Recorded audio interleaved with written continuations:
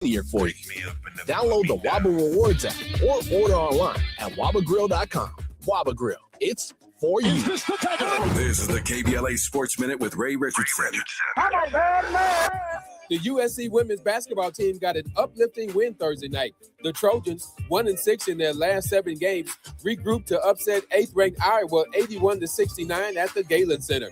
It was Iowa's first loss in the Big Ten Conference this season. The Trojans also snapped Iowa's 8-game winning streak. Kyra Dunn led the Trojans with 25 points, 11 rebounds, and 5 assists. The Trojans are at home Sunday against Rutgers. The UCLA women's basketball team, ranked number 2 in the country, is also at home Sunday against Iowa. The Lakers and Clippers are back in action tonight on the road. The Lakers are at Washington, the 6th game of their 8-game road trip. The Clippers take a 3-game winning streak into their matchup at Denver. A win would move the Clippers 1 game below 500. The Clippers were 15 games below 500 on December 18th. A win also would close out the Clippers' record in January at 12-3. No debates, no speculation, just the info you need. That's your KBLA Sports Minute. I'm Ray Richardson on KBLA Talk 1580. Let's do this. On the evening of Monday, January 26th, something special happened. Hundreds of people joined me for a live preview session on the anatomy of a great conversation, and we went deep, for starters, on the notion of curiosity. I mean, real curiosity. The kind that transforms how you connect with anyone, anywhere. We explored why most conversations fall flat, and I revealed 3 of the top 5 killers of curiosity that sabotage even the best communicators. But here's the thing, we only scratched the surface. The full 4-week journey begins Monday, February 16th with the Founding Members Cohort. This course is for podcasters, leaders, entrepreneurs, anyone who knows that your next great opportunity can begin or end with the quality of a conversation. Space in this Founding Cohort is limited, so go to TavishTalks.com right now. That's TavishTalks.com. Click register or scan the QR code. Don't let this conversation happen without you.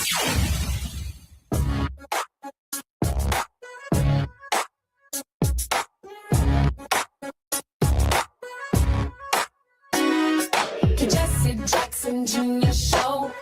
The Jesse Jackson Jr. Show. The Jesse Jackson Jr. Show. The Jesse Jackson Jr. Show. Come on and talk with me. Come on and listen to me. Come on and talk with me. Come on and listen to me. KBLA. Talk 1580, download the app.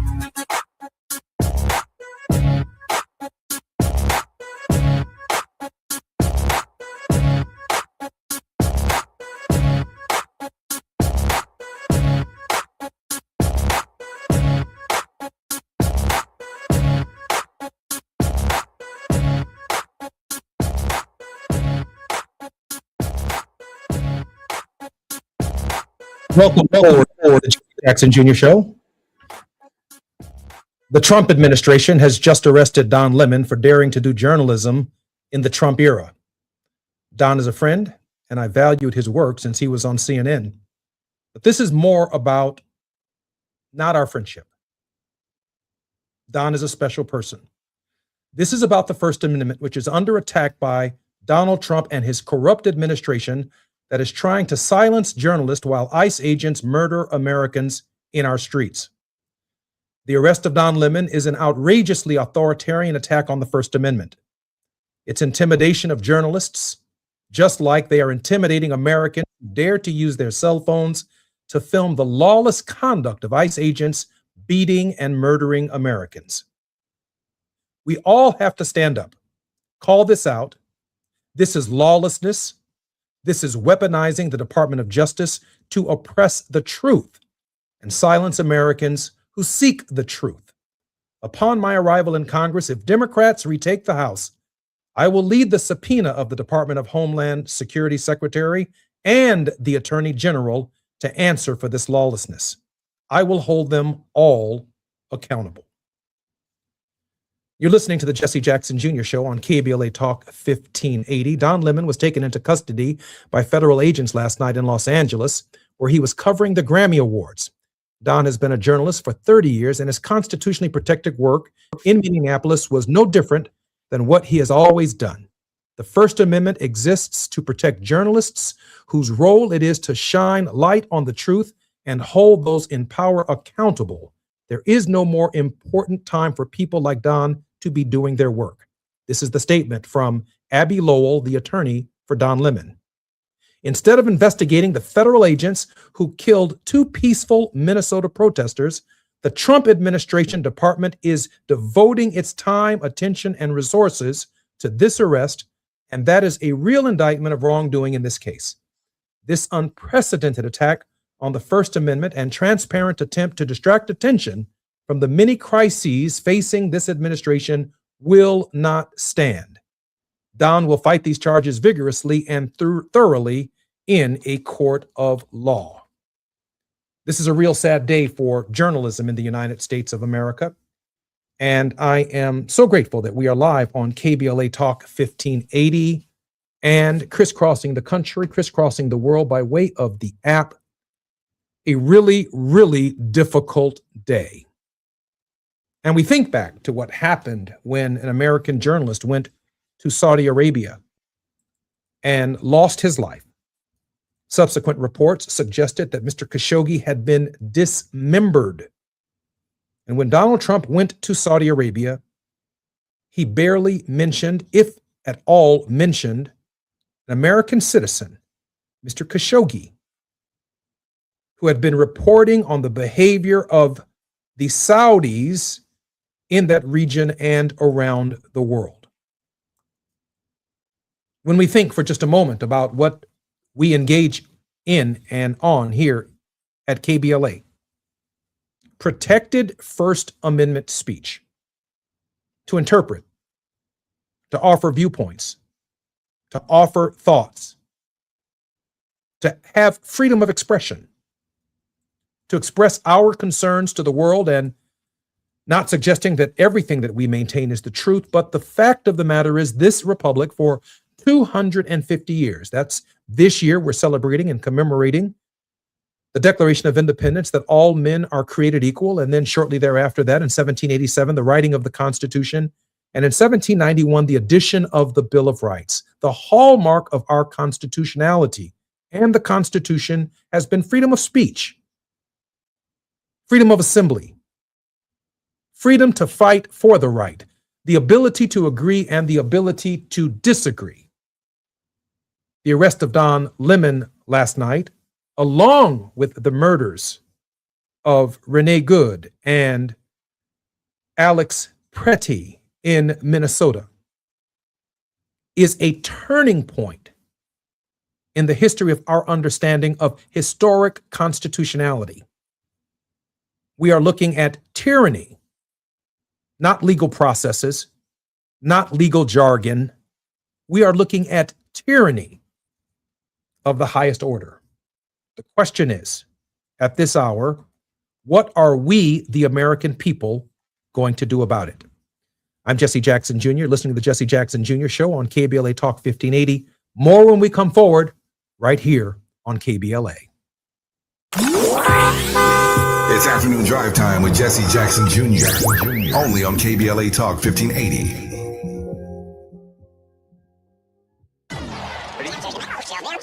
Hey, KBLA delegation, you know what's better than laughing? Laughing while celebrating the legends who made us laugh in the first place. KBLA Talk 1580 is proud to present our annual Black History Month luncheon. And this year, we're honoring comedy greats, trailblazers who broke barriers, and funny bones at the same time. You had to grow up early when we was growing up because your parents were sending to the store to buy. You was too young to buy. I want you to go to the store, get me a fifth of gin and a pack of cigarettes. Mama, I'm two. They ain't gonna let me have that. Here, take this note. You be a little boy walking down the street with liquor and cigarettes, and your neighbors be going, that's a good little boy right there. We need a little levity right about now. So we're rolling out the red carpet for comedy royalty. D.L. Hughley, Melanie Camacho, Earthquake, Lunel, Dion Cole, Martin Lawrence, and a surprise guest appearance. It's going up Thursday, February 26th in downtown LA at the Grammy Museum. An unforgettable afternoon of stories, celebration, and yes, plenty of laughs. Because let's be real, these legends don't just tell jokes. They have changed the game, opened doors, and made history while making us smile. You got to go to child support court. You got to get there real early in the morning. You see brothers going into court. You see them come out 3 hours later. I can't pay this. Let me talk to you, baby. Please, let me talk to the witness, Sean. Let me talk to the witness. Brother be working for 3 weeks, get his check is $43. This year, for the first time ever, we have set aside a limited number of individual tickets for the luncheon. They are going to go fast, and when they're gone, they're gone. So if you want a single ticket, or if your company or organization wants to sponsor a table, move swiftly and get to KBLA1580.com right now. All these comedy giants in one room on one stage at the same time? Stop it! This event is going to sell out quicker than right now and sooner than at once. KBLA Talk 1580's annual Black History Month luncheon, Thursday, February 26th at the Grammy Museum. It's gonna be legendary, just like them. What's up? What's up? What's up? You got to laugh the pain away. Time is up. The IRS is in full collection mode for 2025, issuing liens, levies, and garnishments to anyone who has a past tax debt or unfiled tax returns. Don't wait till it's too late. Your paycheck and bank accounts are at risk of being seized. Call now and stop the collection process today. If you're living check to check, no matter how much you're making, you still may qualify for the Fresh Start programs offered by the IRS to reduce or even eliminate your tax debt. It's just a 5-minute call to get your options, and it's free. If you owe back taxes, have years of unfiled tax returns under audit, have a wage or bank levy, or finally just want to sleep better, business or personal, call the experts at Republic Tax Relief while there's still time. A+ rated by the Better Business Bureau, and tough. This veteran-owned company has the fight you need to take on the IRS. Don't go at it alone. The call is free. Call their hotline number now, 800-259-4149. That's 800-259-4149. Find out if you qualify today. Call 800-259-4149 or go to republictaxrelief.com. Now back to more of Jesse Jackson Jr. on KBLA Talk 1580. The Jesse Jackson Jr. Show. The Jesse Jackson Jr. Show. The Jesse Jackson Jr. Show. The Jesse Jackson Jr. Show. King Volley drops the beat. Come on and talk with me. Come on and listen to the me. Come on and talk with me. Come on and listen to the me. KBLA Talk 1580. Download the app. I'm Jesse Jackson Jr. Welcome forward to the Jesse Jackson Jr. Show on Fat Meat Fridays. It's the J Lunch Club, and our very special guest in this hour, Chicago historian Dilla. as he's affectionately called. It's a fascinating blend of modern historian, cultural worker, and public employee. Dilla has become a Chicago social media sensation by going viral on TikTok. His 60-second history videos on everything Chicago have been viewed over 20 million times, and he's amassed a following of 210,000 followers across all social media platforms. Dilla has been featured on all manner of Chicago media and has also appeared nationally on both The Today Show and The Kelly Clarkson Show. Dilla is a proud lifelong resident of Chicago's South Side. He lives by the saying that everything dope about America comes from Chicago. Through the power of storytelling, Dilla is changing the narrative locally and nationally about Chicago's value to the world. He's been named 2022 Chicago Tourism Ambassador of the Year by Choose Chicago, the tourism agency of the city. Dilla, welcome forward to the Jesse Jackson Jr. Show. Oh, man, Brother Jackson, happy to be here. Man, I am so glad you're here. Can we begin our conversation with your thoughts on Don Lemon and his arrest and the attack on the First Amendment? Yeah, it's very troubling and dare I say, at least if I'm being honest, it's scary, right? Because what I do professionally is I'm a historian, right? That's how I provide food. I do lectures, I create content, and I root that storytelling, that historic storytelling in truth and in accurate information. And the hope is that I can't be targeted for that, right? The hope is that I'm protected by the First Amendment of the Constitution, and to see that a 30-year veteran of journalism can be hauled away and arrested, really without any kind of wrongdoing is a little beyond troubling. Like I said, it's actually causing me to be a little fearful for myself and others. Dilla, you hint at the chilling effect, a fear factor in journalists having the ability to speak out and to be free in their expression. I mean, no different than Picasso painting a painting or Rembrandt painting a work of art. What you produce is actually art. And the idea that in your art you could be intimidated has to be very difficult for you as a journalist and for most Americans at this hour. Yeah, very much so. I write a number of op-eds across the various city, outlets.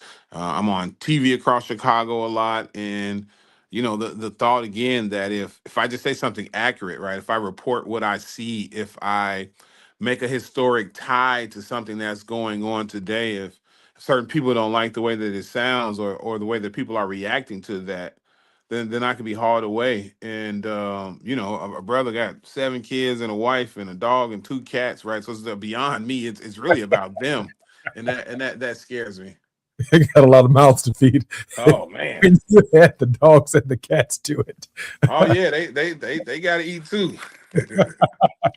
Dilla, let me ask you. I want to hang around this subject for a moment because we're living in an era where the truth is difficult to convey, and the courage of a journalist. I was watching a documentary on the Vietnam War on Netflix, and those of you who are listening to my voice should watch it very carefully. It's a multi-episode series on Vietnam and the role that the Kennedy administration, the Johnson administration, and then the Nixon administration, the actions that they undertook to control the narrative that we were losing the war, and everyone knew that we were losing the war until the likes of Walter Cronkite and Dan Rather went on the ground in Vietnam and began conveying exactly what was taking place in these mud paddies and in these rice paddies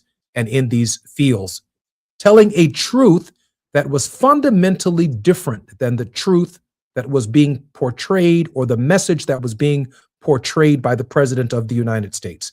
The President of the United States, in the present context, from the bully pulpit, offers his version of the truth.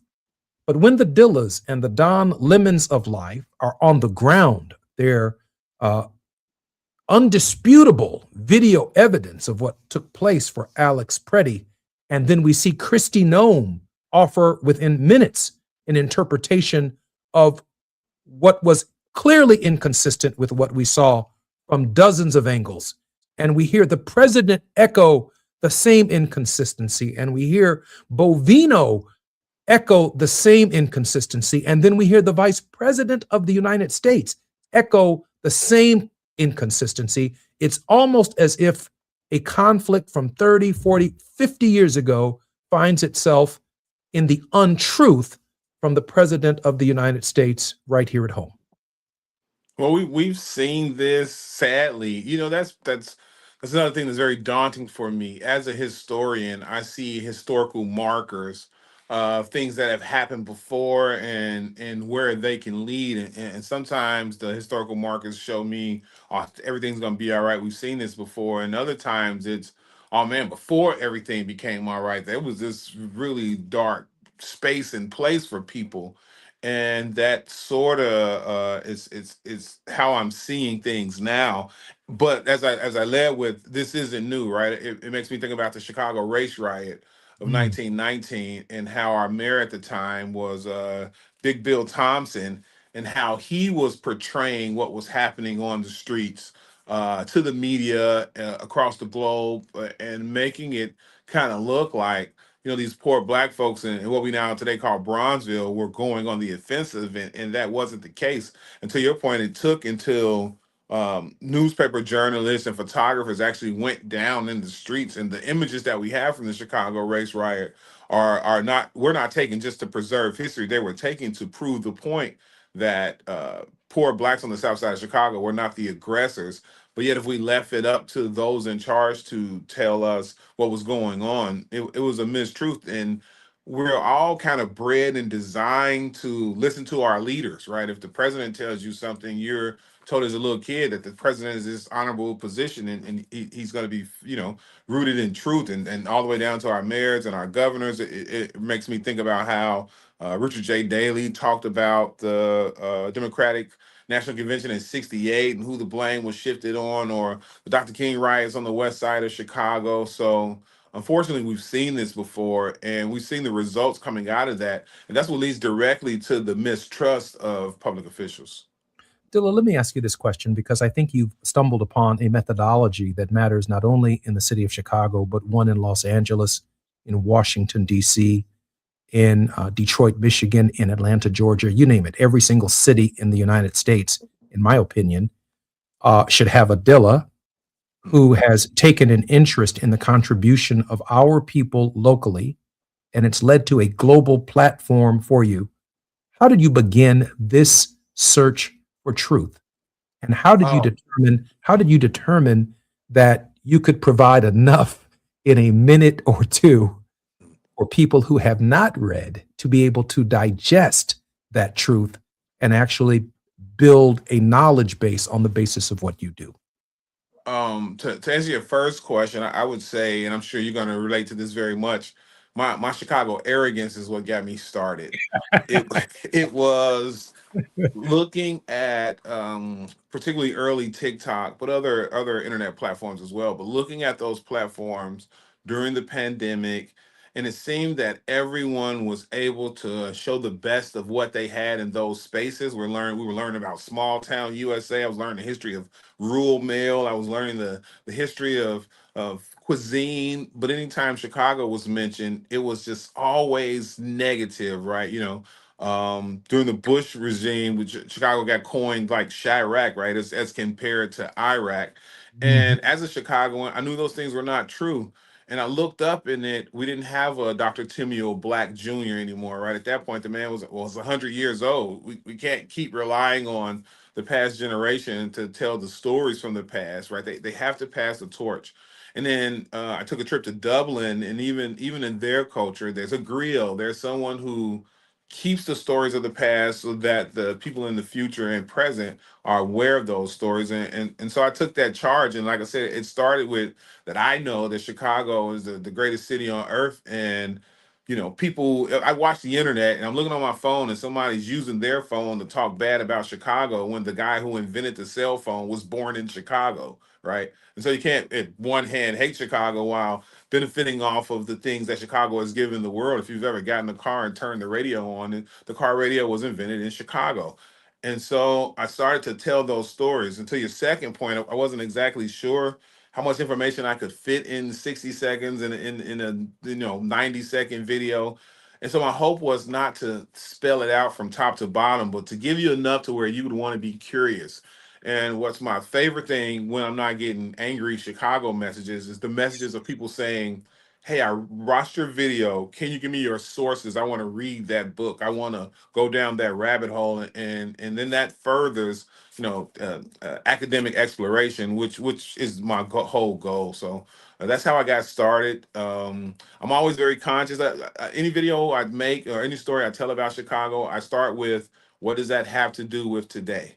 And if I can answer that question, then I'll make the video, and I try to keep it to a point to where you do have a free 60 seconds or 90 seconds to learn something new. And I hope that the thing that you learn makes you want to learn more. The owner of our station, KBLA, Tavis Smiley, began a conversation series that he is promoting to encourage people who are in the podcasting and the radio and even in the space that you occupy, a series on how to have a great conversation. And I thought it fascinating that when you use the word curious, he's been promoting this idea that curiosity is a factor in a great conversation. And I find it somewhat interesting that when you use the word curiosity, you don't seek to answer all of the questions. You seek to pique the listener or the viewer's interest in the subject matter, and then you force them into this curiosity where they want more. That means that the end result, the end of the message that you send, you anticipate a reaction that brings them into a knowledge-based space. Yeah, very, very much so. I don't know if you and the other Double J on the South Side, I say them like the smartest brothers in the city that you don't want to play with. And so I don't know if I would have found the words to frame it in the way that you just framed it, but it's exactly that. And oftentimes I'm doing it to bring someone from a position of being an adversary to at least a person who's open to having their perspective shifted. On my bus, I would easily say 50% of the people that take neighborhood tours with me are not from the neighborhood we're touring, and dare I say, maybe not of my same ethnicity or from Chicago proper, right? People come all the way from Kankakee, and I believe it's to either affirm what they believe, that the South Side of Chicago is some crap hole and they want to see it for themselves, and I offer a safe way to do that, or to challenge their own belief about what's possible in these spaces and what has come historically from these spaces.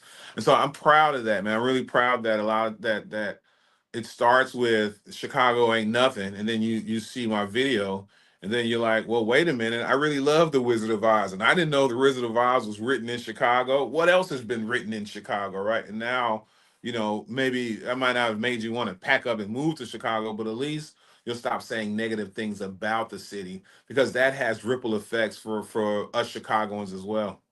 I'm such an admirer of you and what you have done, because there are days when I can't necessarily traverse all of the city of Chicago, but I love the South Side, just like you do.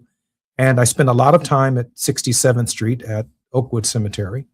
And sometimes I just walk around. Sometimes I just drive through.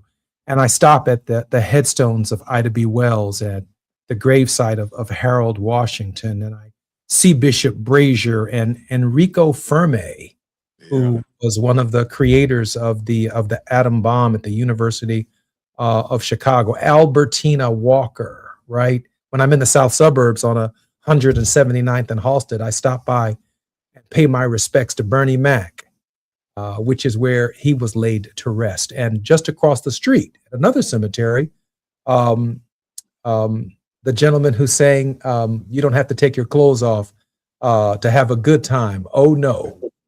He's buried right across the street, and we worked really hard a few years ago, maybe about a decade ago, to actually get him a headstone.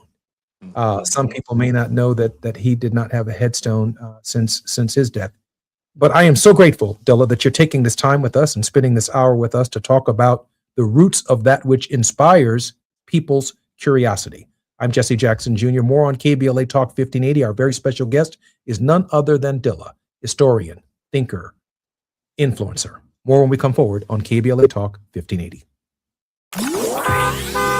It's afternoon drive time with Jesse Jackson Jr. Only on KBLA Talk 1580.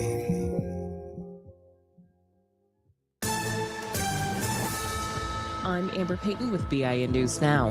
Black Congresswoman Jasmine Crockett says she would move to impeach the president if elected to the U.S. Senate, a stance Republicans argue could hurt her with Texas voters. Texans love leaders who actually want to lead positively and improve the everyday lives of everyday Texans. GOP strategist James Dickey says most Texans support the president. The Dayton, Ohio NAACP is calling for ICE to be defunded, launching a campaign called Dry Ice. Leaders say the push comes as thousands of Haitians in the region are set to lose temporary protected status next week, raising fears of increased immigration enforcement. And Black Olympic sprinter Sha'Carri Richardson was arrested in Orange County, California for speeding. Deputies say she was driving over 100 miles per hour and now faces a charge of dangerous excessive speeding. She's out on bond and due back in court next month. Get BIN News Now on demand 24/7 on the iHeartRadio app. Why do we grill to order at Waba Grill? Because it's just better for you. And our Asian-inspired menu has high-quality proteins that are healthier for you. Download the Waba Rewards app or order online at wabagrill.com. Waba Grill, it's for you. This is the KBLA Sports Minute with Ray Richardson. The USC women's basketball team got an uplifting win Thursday night. The Trojans, 1-6 in their last 7 games, regrouped to upset 8th-ranked Iowa 81-69 at the Galen Center. It was Iowa's first loss in the Big Ten Conference this season. The Trojans also snapped Iowa's 8-game winning streak. Kara Dunn led the Trojans with 25 points, 11 rebounds, and 5 assists. The Trojans are at home Sunday against Rutgers. The UCLA women's basketball team, ranked number 2 in the country, is also at home Sunday against Iowa. The Lakers and Clippers are back in action tonight on the road. The Lakers are at Washington, the 6th game of their 8-game road trip. The Clippers take a 3-game winning streak into their matchup at Denver. A win would move the Clippers 1 game below 500. The Clippers were 15 games below 500 on December 18th. A win also would close out the Clippers' record in January at 12-3. No debates, no speculation, just the info you need. That's your KBLA Sports Minute. I'm Ray Richardson on KBLA Talk 1580.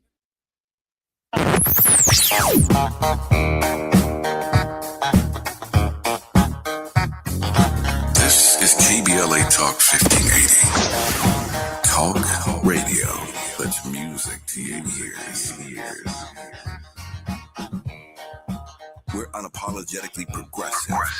KBLA Talk 1580.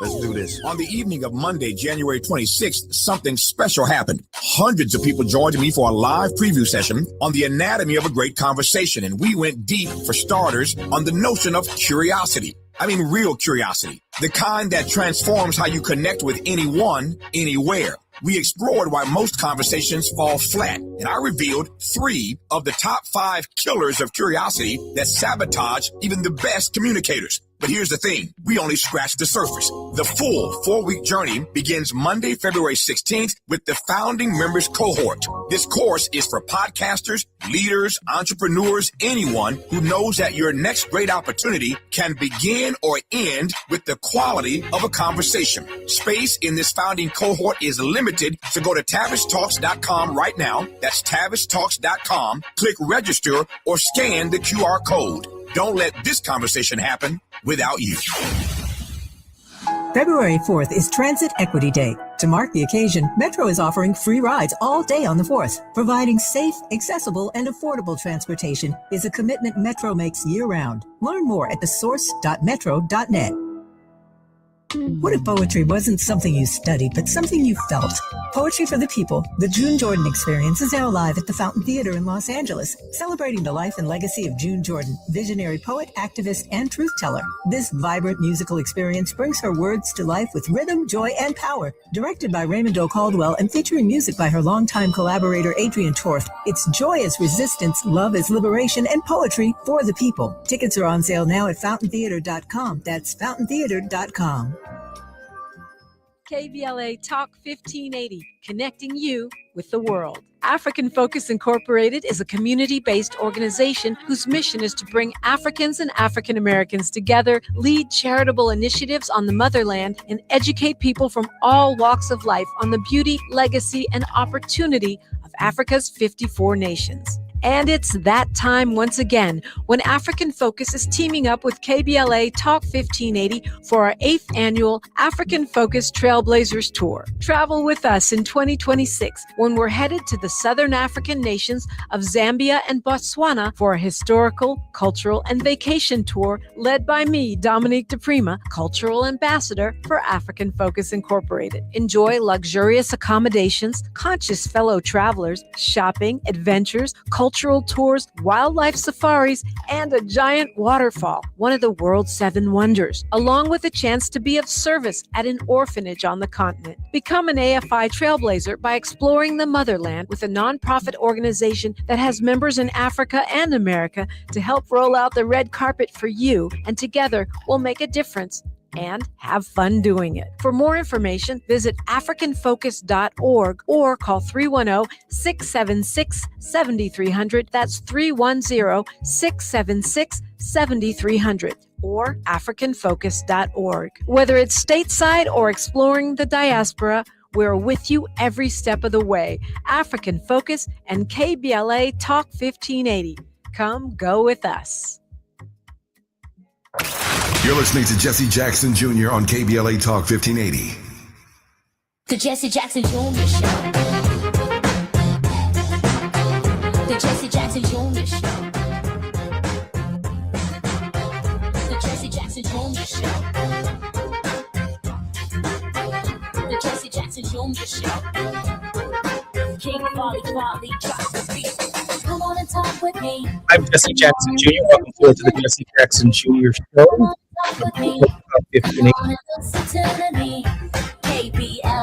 Our very special guest in this hour is Chicago historian Dilla, as he is affectionately called.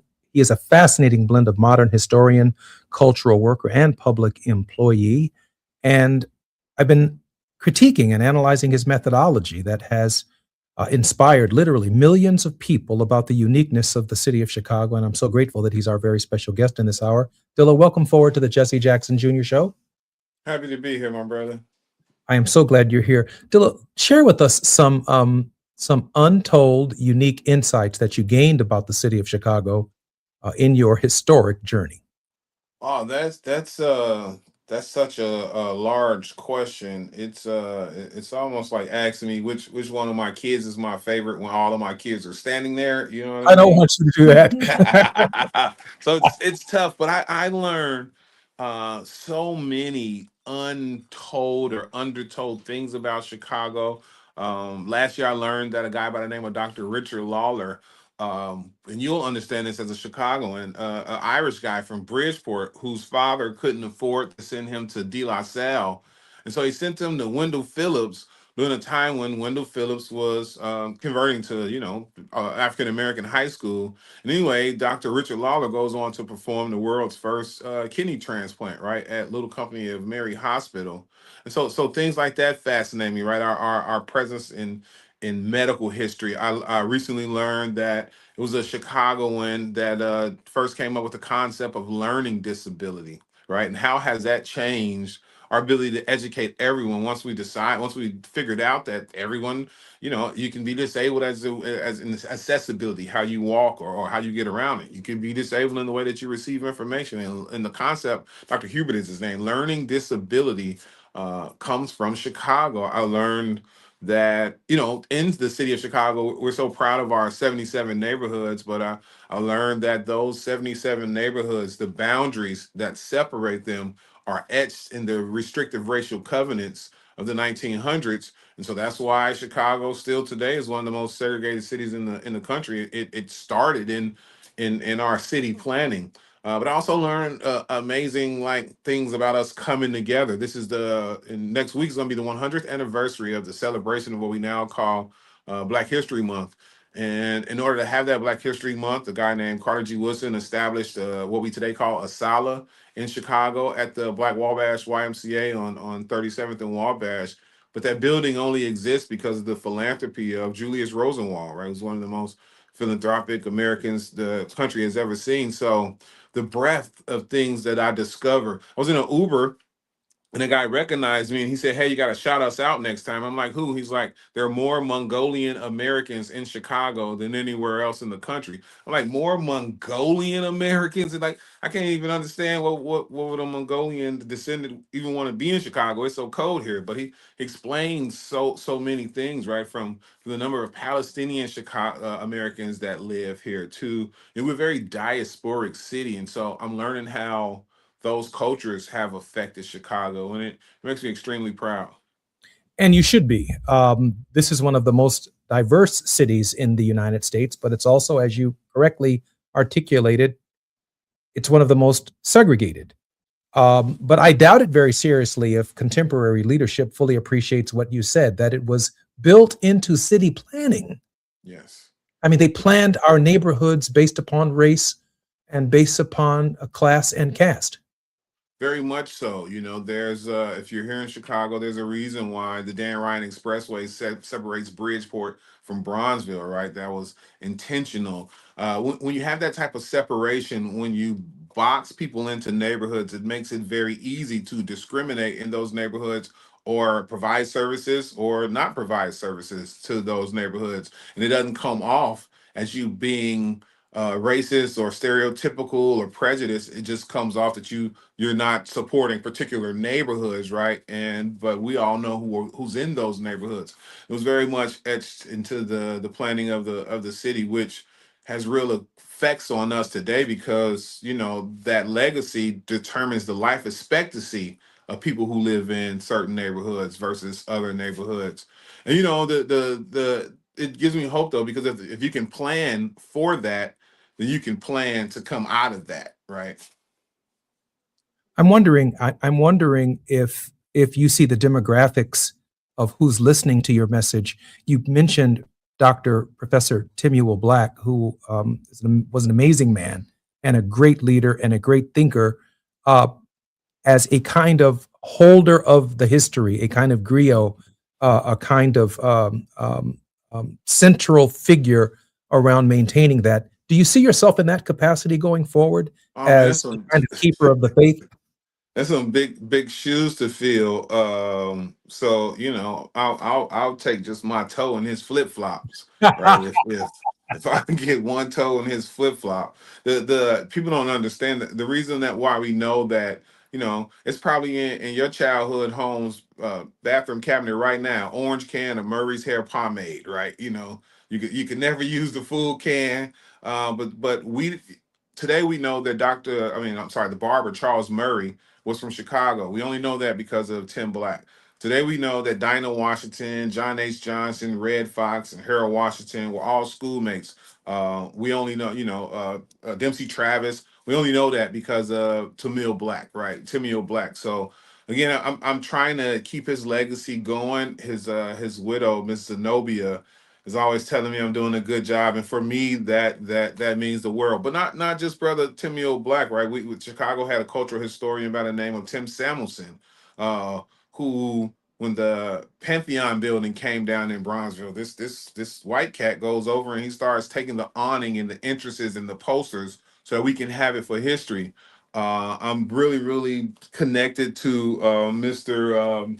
Studs Terkel and how he expressed history. So I'm learning from everybody. Studs, not Studs Terkel. Studs was the man, and he Studs, and he was about the working class, right? And uniting us together. So yeah, I'm trying to represent them all.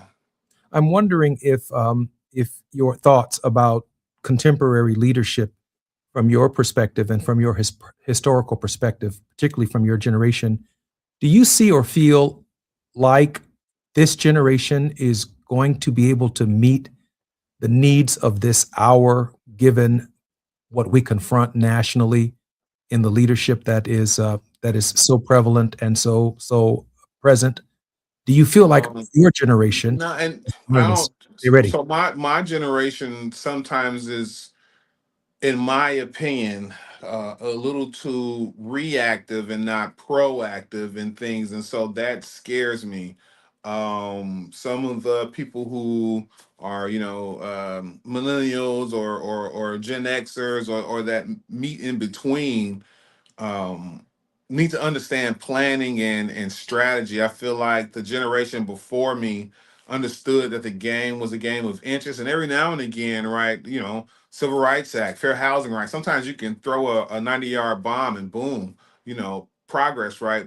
But oftentimes it came at inches. Before Thurgood Marshall was able to argue the Shelby v. Kramer case and end restrictive racial covenants as illegal in the Constitution, we had to have Earl B. Dickerson win a very small case on behalf of Carl Hansberry and start that precedent.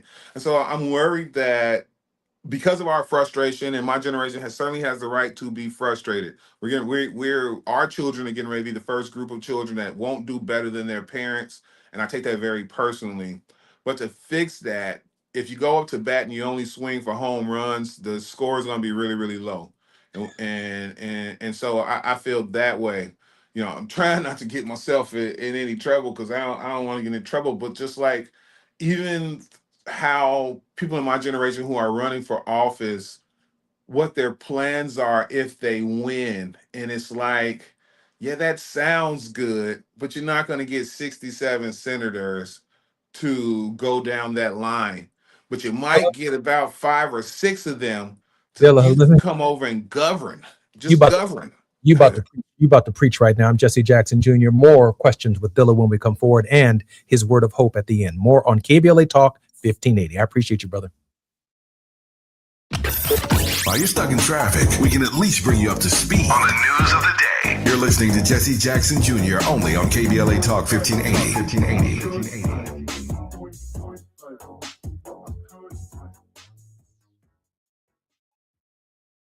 USC Visions and Voices invites you to the LA premiere of Major, an exciting new dance theater performance exploring the legacy of Majorette dance. Directed by award-winning choreographer Ogemdi Ude, Major combines music and movement to explore what it means to be proudly Black and proudly femme. Join us on Wednesday, February 4th at USC's Bovard Auditorium. Reserve your free ticket now at visionsandvoices.usc.edu. That's visionsandvoices.usc.edu.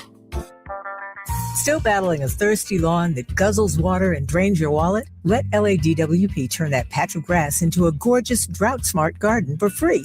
We're talking a full California-friendly landscape makeover designed and installed by pros at no cost to you. That's right, LADWP does the work, you get the upgrade. Ready to transform your yard and save big? Visit LADWP.com/leap. That's LADWP.com/LEAP. KBLA Talk 1580. We've got a lot to talk about. KBLA Talk 1580, connecting you with services and solutions. LA County's new Justice Care and Opportunities Department, or JCOD, is here to support justice-involved individuals and their families. The JCOD Support Center is now taking calls at 1-833-LAC-JCOD. That's 1-833-522-5263. Available 7 days a week from 6 a.m. to 11 p.m., the Support Center is your one-stop shop for re-entry issues and court support. They offer court reminders, connections to local services, transportation assistance for housing, court appearances, and childcare. The JCOD hotline provides personalized help to connect you with services that you need. And don't forget to check out justiceconnect.org for more information. Remember, it's free and available every day at 1-833-522-5263. This is a community call to action from KBLA Talk 1580. Lena Bloom for the Bail Project. Imagine you're stuck in a jail cell and you can't afford bail and someone offers you a way out. Just plead guilty and you can go home and kiss your kids goodnight. What do? What thousands have. You plead guilty whether you are or not. Cash bail makes poverty a crime. That's why the Bail Project helps those who can't afford it while fighting to end cash bail, because freedom should be free. Brought to you by the Ad Council. Every morning, we rise and shine, make breakfast, and brush away the night's rest. These routines help us start the day off right. Nature-Made vitamins are a simple step in that daily care regimen. Multivitamins with daily essentials, clinically studied probiotics for gut health support, magnesium to help relax the body. Nature-Made is made to care for you every day. These statements have not been evaluated by the Food and Drug Administration. These products are not intended to diagnose, treat, cure, or prevent any disease. Now back to more of Jesse Jackson Jr. on KBLA Talk 1580. The Jesse Jackson Jr. Show. The Jesse Jackson Jr. Show. The Jesse Jackson Jr. Show. The Jesse Jackson Jr. Show. King Volley, drop the beat. Come on and talk with me. Come on and listen to the me. Come on and talk with me. Our very special guest, Chicago historian Dilla. Dilla is a proud lifelong resident of Chicago South Side. He lives by the saying that everything dope about America comes from Chicago. Through the power of storytelling, Dilla is helping change the narrative locally and nationally about Chicago's value to the world. He's been named the 2022 Chicago Tourism Ambassador of the Year by Choose Chicago, the tourism agency of the city. Dilla, welcome forward to the Jesse Jackson Jr. Show. Thank you, Brother Jackson. Dilla, I leave the last 3 minutes of our show, which of course ends at the top of the hour, for a word of hope. So I'll give you a moment to mentally prepare yourself for that. But I do want to ask you a follow-up question, because before we came forward, before the break, you were talking about the difference between this generation and the incremental approach to change that I had to unfortunately interrupt. But I'd like you to elaborate and to finish that thought, because some of us are impatient, right? Some of us don't understand that turning a battleship is different than turning a skiff or a little boat or pivoting on a basketball court. I mean, to move the whole front line of a football team is very different than running up and hitting a tennis ball by yourself. Share with us more of your thoughts on this generation, particularly the political leadership of this generation, and their need to understand the process and the ability to, if you will, move and persuade the American people. Thank you for that. And it's I too suffer sometimes from being impatient, in many instances in my life. But the greatest thing anyone ever told me was, God bless the man who plants a tree knowing he will never sit under its shade. And I think that my generation sometimes doesn't realize that we're sitting under the shade of someone else's tree that they planted. And so we should want to make sure that we're leaving that behind for others. And this approach of all or nothing, most of the time leaves you with nothing. And, if you have 10 things that you want to knock out, if you say to yourself, I can't knock out all 10 of these things today, I'm not going to do anything because it isn't worth it. Well, you're setting yourself up to do a bunch of nothing. But what if you took that list and you said, well, I can knock these 3 things out really fast, and I have the skill and the resources to do so. And then you see that during that process, somebody offers you help for the other 2. And then you look up and you got 6 of the 10 things that you needed to take care of done, and you can keep moving forward that way. And I just think, and I'm particularly worried going into the midterm and coming out of the midterm, that if there is a changing of the guard, if the progressive wing of the country does take back the House or the Senate or any of that they're going to get in there swinging home runs, and they're going to take up time that could be used to govern and to help everyday Americans incrementally, right? As opposed to taking big swings and trying to eliminate whole administrations. How about we take a little bite and restore the funding that helps classrooms when they need paraprofessionals in to help our children learn? How about we, take bites and shore up our infrastructure? How about we take bites and shore up employment? And all of those things allow for people to trust you again. And when you do take those big swings, we know what your intentions are. We know what your capabilities are. And for my generation, like I said, we unfortunately are the microwave generation. Your generation, thankfully, went to grandma's house, and when she started cooking breakfast, she made the grits from scratch. She made the biscuits from scratch. In many instances, if y'all wanted a chicken wing, she went outside and wrung the chicken's neck and pull the feathers herself. And that allows not only for a more quality meal, but it taught patience, and that taught that something that's really, really worth it is going to take time. And unfortunately, I grew up in a time where you put your chicken nuggets in the air fryer, right? And, the results ain't always that good.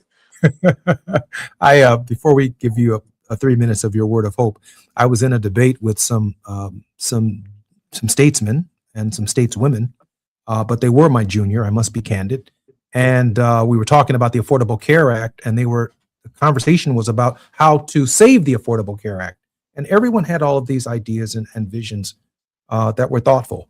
But I said the way in which the Affordable Care Act was written and drafted is the way to save it is to evolve it.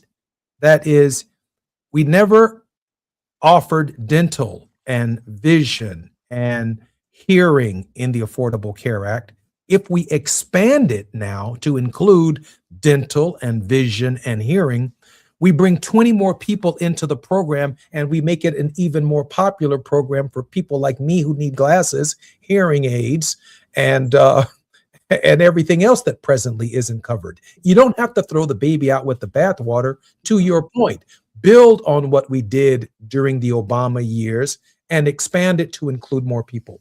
Dilla is our very special guest on the Jesse Jackson Jr. Show. You're listening to the Jesse Jackson Jr. Show on KBLA Talk 1580. And as is our custom on this show, our guests are always afforded the opportunity to offer us a word of hope. Dilla has about 3.5 minutes to do just that, and I'd like to make that offer to you.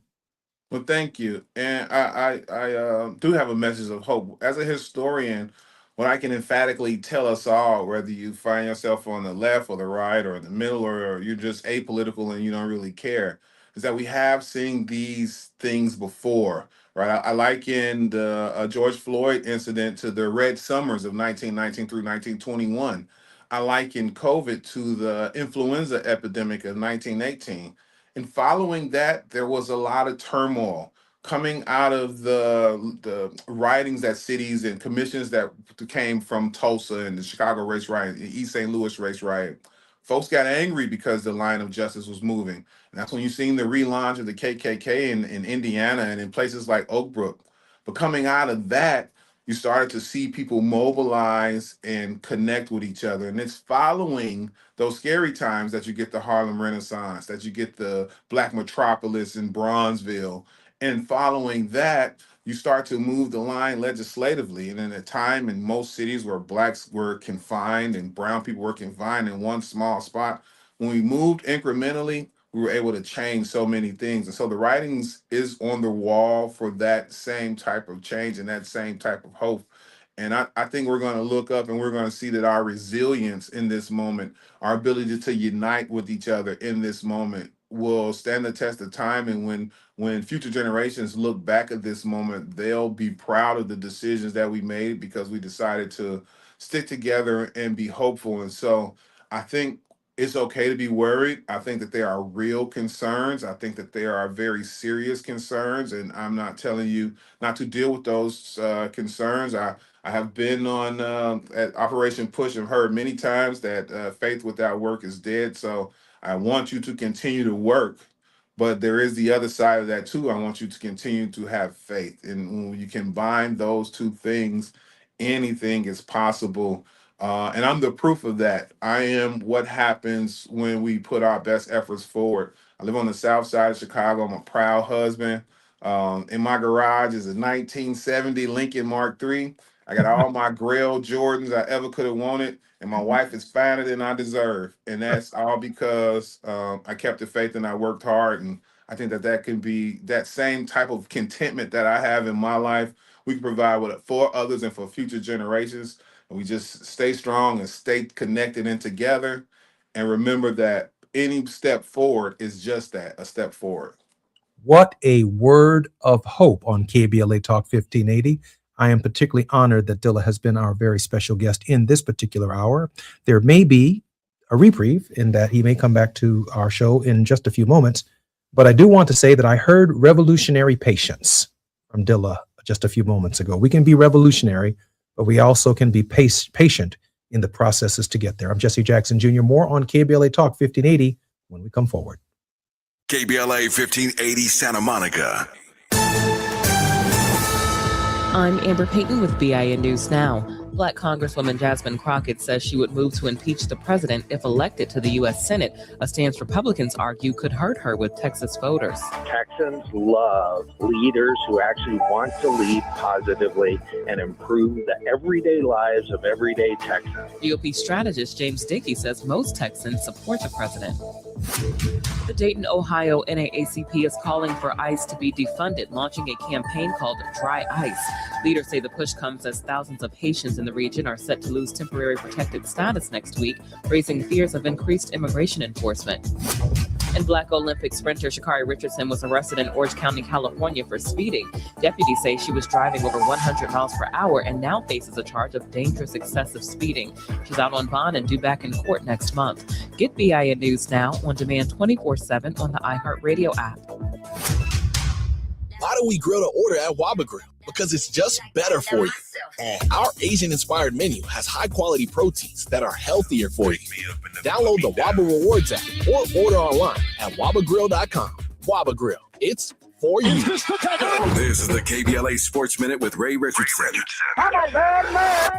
The USC women's basketball team got an uplifting win Thursday night. The Trojans, 1-6 in their last 7 games, regrouped to upset 8th-ranked Iowa 81-69 at the Galen Center. It was Iowa's first loss in the Big Ten Conference this season.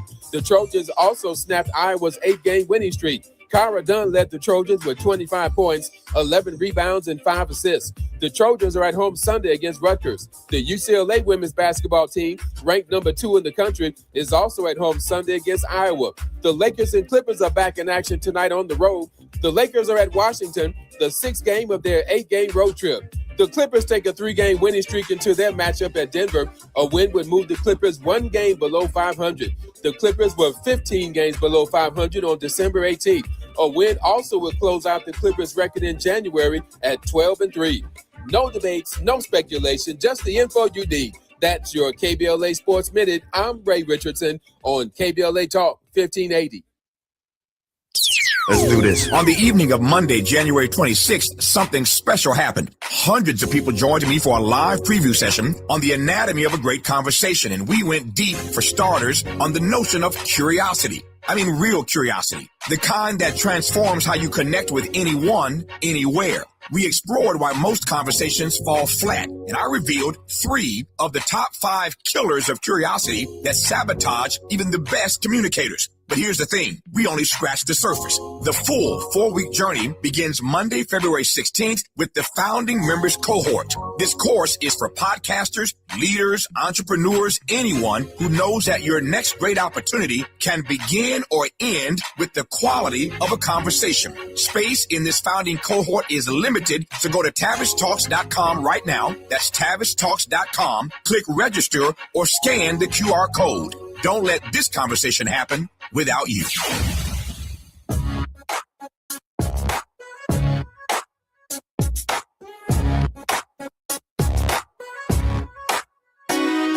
Jesse Jackson Jr. Show. Oh, oh, oh, oh, the Jesse Jackson Jr. Show. Oh, oh, oh, the Jesse Jackson Jr. Show.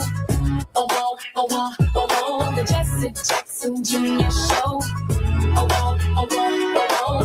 come on and talk with me. Come on and listen to me. Come on and talk with me. Come on and listen to me. KBLA, Talk 1580, download the app.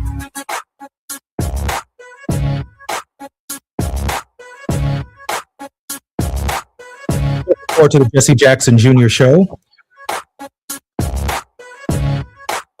The Trump administration just arrested Don Lemon for daring to do journalism in the Trump era.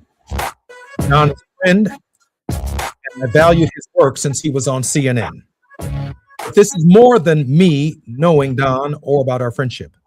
This is about the First Amendment, which is under attack by Trump and a corrupt administration that is trying to silence journalists while ICE agents murder Americans in the streets. The arrest of Don Lemon is an outrageously authoritarian attack on the First Amendment. It's intimidation of journalists, just like they're intimidating Americans who dare to use their phones to film the lawless conduct of ICE agents beating and murdering Americans. We all have to stand up, call this out. This is lawlessness. This is weaponizing the Department of Justice to oppose and oppress the truth and silence Americans who seek the truth. Upon my arrival in Congress, if Democrats retake the House, I will lead the subpoena of the DHS Secretary and the Attorney General to answer for this lawlessness. I will hold each and every one of them accountable. This is the statement from Abby Lowell, the attorney for Don Lemon. Don Lemon was taken into custody by federal agents last night in Los Angeles, where he was covering the Grammy Awards. Don has been a journalist for 30 years, and his constitutionally protected work in Minneapolis was no different than what he has always done. The First Amendment exists to protect journalists whose role it is to shine light on the truth and hold those in power accountable. There is no more important time for people like Don to be doing their work. Instead of investigating the federal agents who killed 2 peaceful Minnesota protesters, the Trump Justice Department is devoting its time, attention, and resources to this arrest.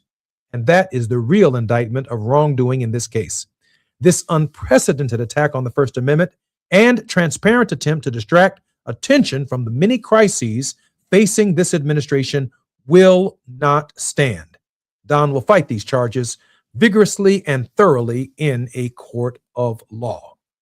A sad day in America when we can witness a career journalist whose reputation is in nothing but journalism attacked for what he is reporting and covering so that the truth may be revealed to the American people.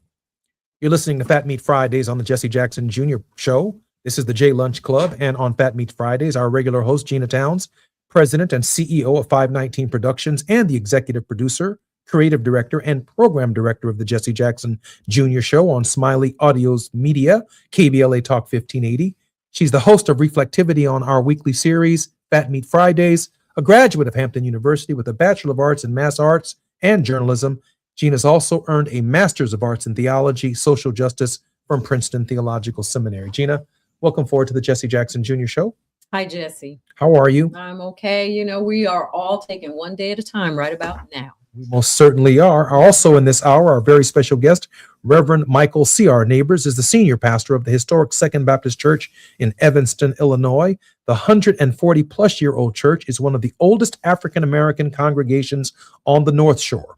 Recently, Second Baptist Church has become a leading faith center in America in facilitating race, talk, solidarity circles in local communities.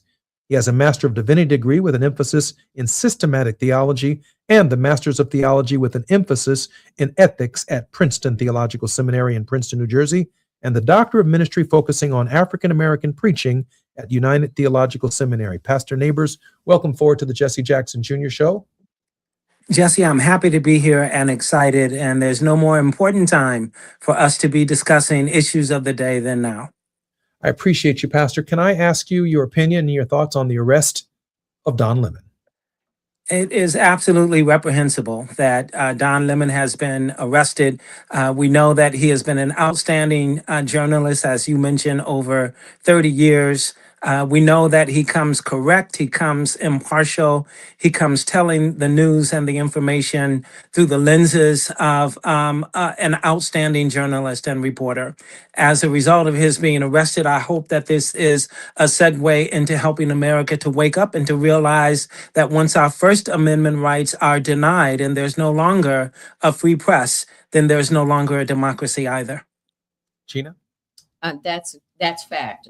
As a journalism major myself, we've grown up in a generation where we witnessed people like Walter Cronkite, and we are used to having the news. And there was a time when we trusted the news. It's gotten a little bit shaky now, but the fact that it's under threat as it is, and then particularly with someone like Don Lemon, who has been nothing faithful to his craft, is very alarming and should be alarming to a lot of people. I find it somewhat appalling when we think, Pastor Neighbors and Gina, about what happened to the journalist Khashoggi. I believe he worked for the Washington Post. Yeah. And the President of the United States continued meeting with the Saudi and the Saudi Crown Prince regarding business deals. And I understand that the President of the United States never mentioned the dismemberment or the human rights of an American citizen who was dismembered, I believe, in an embassy owned by the Saudi government while visiting Saudi Arabia. And it was a telltale sign of things to come. And so what this administration is capable of doing is not only arresting journalists who are American citizens, they are capable of torturing them. They are capable of allowing them to be tortured. And in the case of Mr. Khashoggi, they are capable of allowing them, Gina, to be killed. Absolutely. And the whole notion that ICE can kick in your door without any sort of judicial process and come into your home is very alarming as well. I'm Jesse Jackson Jr., listening to the Jesse Jackson Jr. Show on KBLA Talk 1580 on Fat Meat Fridays. Reverend Michael C.R. Neighbors, Senior Pastor of the Historic Second Baptist Church in Evanston, Illinois, is our very special guest. More when we come forward on KBLA Talk 1580. It's afternoon drive time with Jesse Jackson Jr. Only on KBLA Talk 1580.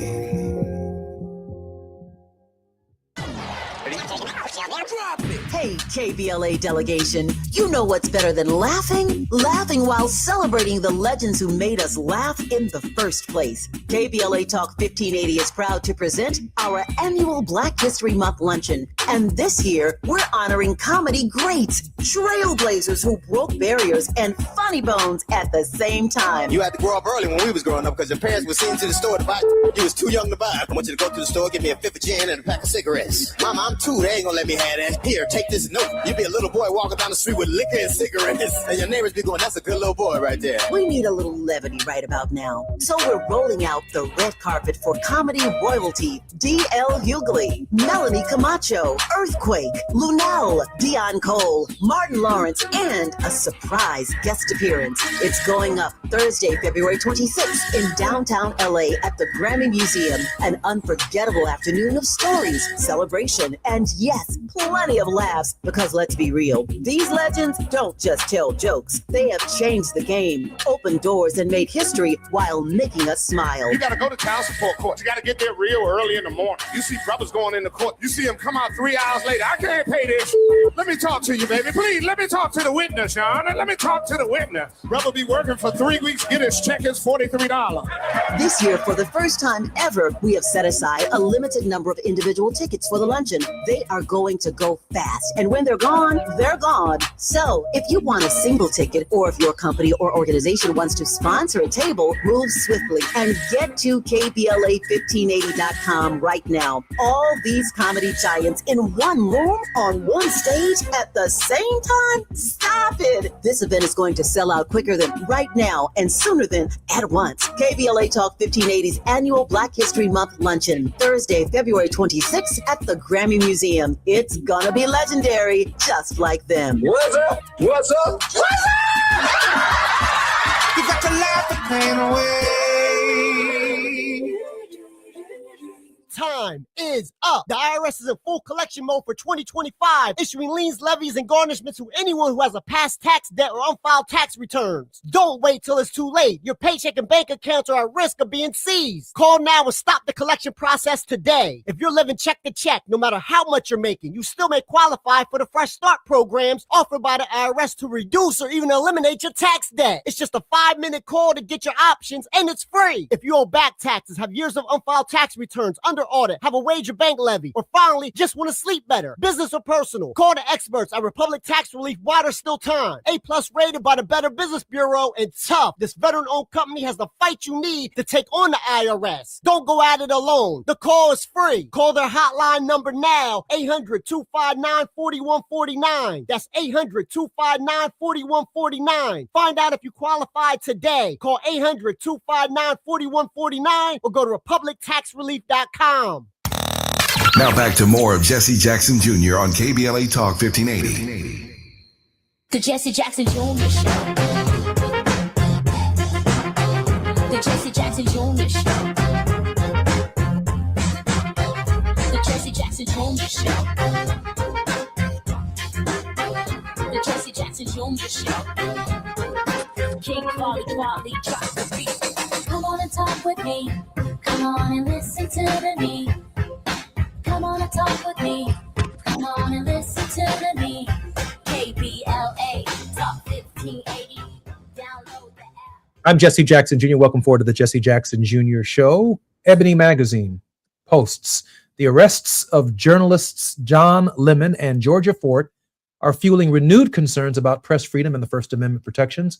Both were taken into custody by federal agents in connection with their coverage of a January protest in St. Paul, Minnesota, despite stating they were present in a journalistic capacity. Advocacy groups and fellow journalists have condemned the arrests, warning that they set a dangerous precedent for news gathering and the rights of the press as immigration protests continue to escalate.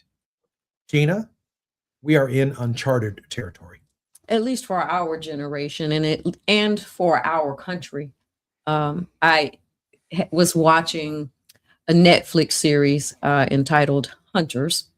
And unfortunately, I saw some scenes that were eerily close to what we see in the streets of Minneapolis and what some of the journalists and everyday citizens have been capturing on their cell phones. And thank God for cell phones that, we can actually see what's going on and we can take heed to those situations. But it really is a lot. And especially if you have children, no matter what age your children are, the elderly, you have some concern, not only for your own life, but for the lives who are, for those people who are a little bit less able to take care of themselves.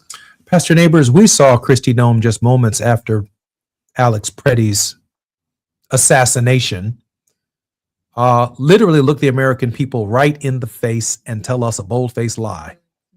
And then, of course, at least a dozen different camera angles have emerged that we can't even imagine the correlation or the connection between what she said and the reality that we saw.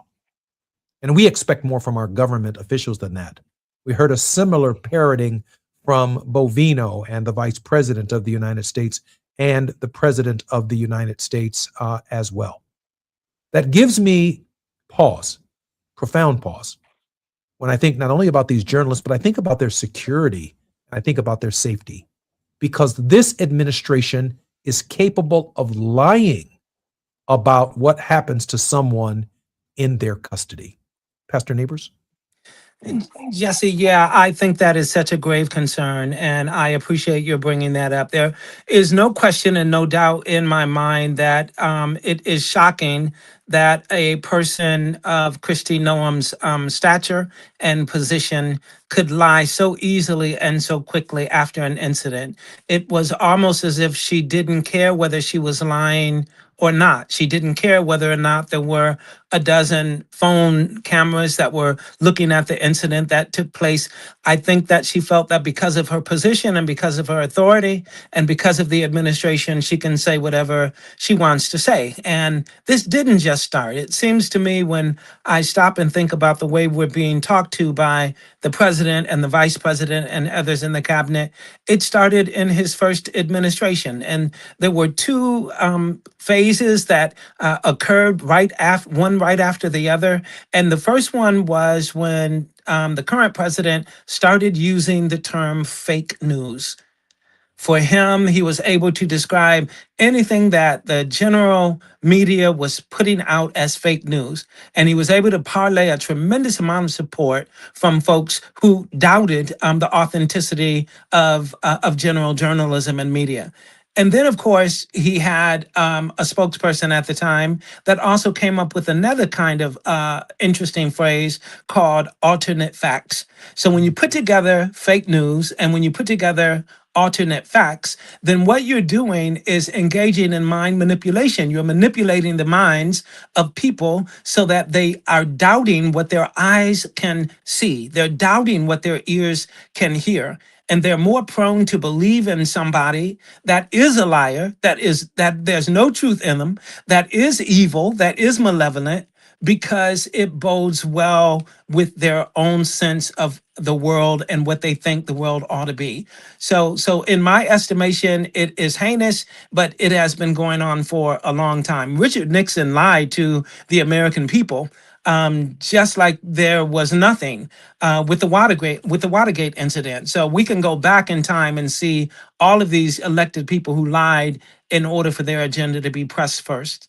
You know, I asked this question yesterday of a guest, Pastor Neighbors, that what is the likelihood that the behavior that we are seeing ICE, which normally works on our borders, out of the purview or the sight of the American people, securing our borders, protecting our national security, we are now seeing and witnessing as Americans their behavior on our streets.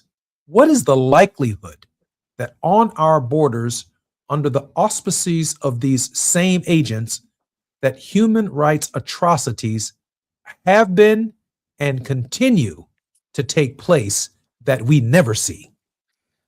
Oh my goodness, Jesse. I mean, there is no question that when folks do not feel like the spotlight is on them, when they feel like there is no one to hold them accountable for their actions and what they're doing, it is probably 10 or 20 times worse on the borders. And that's why I think journalism is so very important. That's why I think it's important that folks have to be held accountable for their actions. But I think we want to get this real as well. And when I say we want to get it real, keep in mind that ICE has been doing this for a long time. And their atrocities, for the most part, have been aimed at Black and brown people on the borders that are trying to come into the United States and make life better for themselves and for their families. It really was not until Renee and Alex were killed that America seems to have awakened, and a great many white Americans seems to have awakened and recognize that we've got a problem, and it's a serious problem. And I am of the belief that if Renee and Alex had been Black or brown, there would not have been the kind of awakening that we've had in the past few weeks. I appreciate that. I love that. It's long overdue. But now we have Blacks and browns who have suffered so greatly that are finally joined by millions and millions of white allies. And I'm hoping that that will make a difference and begin to move us in the right direction in holding ICE accountable, in holding Homeland Security accountable, and in holding the President of the United States accountable. You know, I'm thinking in this moment that it was clear in 1965 that the death of Reverend James Reeb on March 11th, 1965, and the death on March 25th, 1965 of Viola Liuzzo, that when you think about the hundreds, maybe the thousands, the scores of African Americans who had endured the peculiar institution of slavery and first Reconstruction and the Jim Crow era, and the number of people who were disappeared in each of those eras, in the tens of thousands, maybe the hundreds of thousands, if not the millions, that James Reeb and Viola Liuzzo led Johnson to the floor of the Congress to say that something is happening in America. And I think that's what I just heard from Pastor Neighbors, that the deaths of Renee Good and the deaths of Alex Preddy are bringing millions of Americans into the conversation that we have long endured. Gina? I have a question on the back of that, because you say people have awakened now because of that, and there's a historical precedent for people awakening to that. You know, during the first Trump administration, there were news networks who were signing on for this false narrative and allowing certain things to be said that they knew were not true. And now you see them backpedaling because they are subject to, they see the harm that it's doing. It's affecting their ratings because there's a certain section of that population, and if you call them MAGA or whatever, we're like, wait a minute, I didn't sign up for that. But I'm just curious, Reverend Neighbors, what is it in us as a people, and certainly not all of us, but what is it that makes people search for what their itching ears want to hear, that they can sign on for the lies, and even now with the advent of social media and AI, it's even worse that people are inventing their own news. What is it within us that causes that? Oh, Gina, I mean, what a great question. My first response is saying that is very familiar in the tradition of Americans and probably everybody in the world. Folks go along to get along. So you recognize that things are difficult. You sort of hope for the best and want for the best, but instead of putting too much attention on yourself, instead of potentially endangering yourself or endangering members of your family or of your circle, you sort of just back away and hope that things are going to get better. It's sort of like Monday morning quarterbacking at the same time. So, when the game is going on Sunday, you're not in the game, you have a certain perspective, but on Monday morning, you're telling everybody what they should have done. And so I think that's a part of human nature. I think that's a part of human nature in some people more than others. I think if you look at those out of the African diaspora that landed in the Western Hemisphere, I think we have less of that because we know how important it is to be in the game. We know how dangerous it is to be able to say, we're going to go along to get along. Because as Jesse just shared, there are tens of thousands and perhaps hundreds of thousands who have lost their lives because folks did not stand up and speak up and then advocate for those who are suffering. And I think that's what's happening right now. I do believe that these mass protests, the No Kings rallies that are going on, even in tiny Evanston up here just north of the city of Chicago, there are so many protests that are happening and going on where 1,000 people are showing up, 500 people are showing up. Evanston Township High School is one of the biggest in the country. The students themselves decided that they would walk out of school today at 11 o'clock, and 500 of them left the high school and walked a mile down to the center of the town, to Fountain Square, to engage in their protests against ICE. And I want you to imagine that happening everywhere. You are in Chicago. So it's tens of thousands of people who are protesting. So now is the time for that to happen. Now is the time for us to say we can no longer believe that to go along to get along is the best route. We've got to stand up, we've got to speak out, and we've got to believe that the moral arc of the universe is long, but it sways towards justice. God is on our side because God is a God of justice, and as Cone said, God is a God of the oppressed. I'm sorry, Gina. Yeah, so in our last segment, we had Dilla Sherman Thomas on, and he did a really great job. Unfortunately, we didn't get enough time because I just wanted to ask, he and Jesse were engaging in a conversation. And I remember the great Joe Madison, the Black Eagle, just said, without sacrifice, we can make no progress. And I give that akin to the scripture, unless a kernel of a seed falls to the ground, it can't multiply.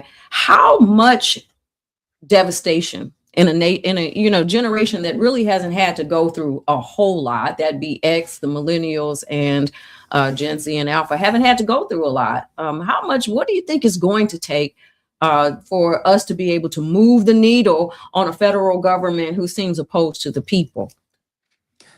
Yeah, wonderful, wonderful. I think, Gina, that it's going to take an awful lot. It may take more than what folks in the United States have ever been able to do before. And I say that giving great respect to what has happened historically. But what we are doing now is we are experiencing the unrest of this terrible racist government that is heaping all sorts of revenge down upon people that are of color, that people who are oppressed, those who are on the margin.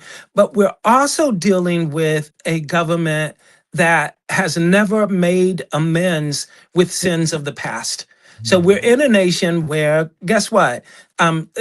Slavery ended because of the Civil War, but it produced racism. It produced the Ku Klux Klan. It produced all of these different forms of heinous discrimination. And the United States never really stood up and said, we condemn slavery for what it did and how it hurt so many people. We condemn the Ku Klux Klan. We have not done that as a people. And so we've got to not only deal with all of that and come to grips with the original sin of this country, but we've also got to come to grips with the new sin that is arising in our day and age right now. To add insult to injury, there is significant speculation that Don Lemon will be charged with an offense that hasn't been brought in decades, and that is under the Ku Klux Klan Act of 1871, an act designed to fight white supremacy and to fight discrimination against African Americans. Imagine that. They've turned the narrative completely on its head. I'm Jesse Jackson Jr. More with Pastor Neighbors and Gina Towns when we come forward on KBLA Talk 1580.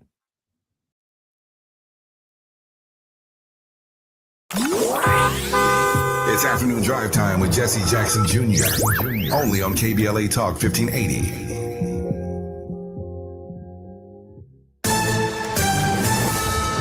I'm Amber Payton with BIN News Now. Former Sangamon County, Illinois Sheriff's Deputy Sean Grayson has been sentenced to 20 years in prison for killing a black woman, Sonia Massey. We prayed that this would happen, that he would get the maximum sentence. Massey's father spoke after sentencing as Grayson apologized to the family. Grayson was convicted of second-degree murder for shooting the unarmed black woman in her Springfield home after she called 911.